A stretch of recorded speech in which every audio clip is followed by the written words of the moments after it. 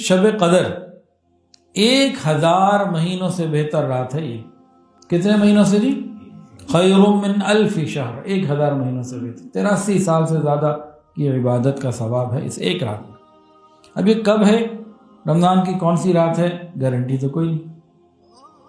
ایک عمل بتا دیتے ہیں، جو شخص یہ عمل کر لے گا اسے گارنٹیڈ شب قدر مل گئی، پکی بات. وہ کیا؟ جس رات اعلان ہو جائے کہ رمضان کا مہینہ شروع ہو چکا، کل روزہ رکھنا ہے، اس رات سے شروع کریں یہ عمل اور آخر رات تک کریں، بلکہ عید کی رات میں بھی کریں. عمل کیا ہے؟ سحری کے وقت اٹھنا تو ہے ہی، 15-20 منٹ، چلو 10 منٹ ہی صحیح، 10-15-20 منٹ عبادت میں لگا دیں. عبادت میں کیا کہنے بھائی؟ تہجد پڑھ لیں، دعا ہے، استغفار ہے، درود شریف ہے، کوئی بھی عبادت. پورا مہینہ یہ کریں، تہجد پڑھیں تو سب سے بہتر. اب کیا ہوگا؟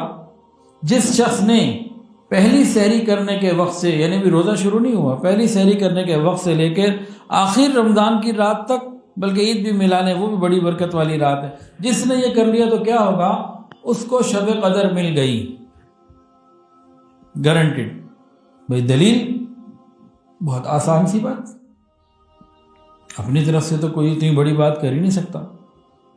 قرآن مجید میں اللہ تعالیٰ فرماتے ہیں شب قدر کے بارے میں، جس رات وہ رات ہوتی ہے شب قدر کی، ہی حتی مطلع الفجر، جب بھی وہ برکات کا معاملہ شروع ہوتا ہے رہتا فجر کے وقت تک ہے.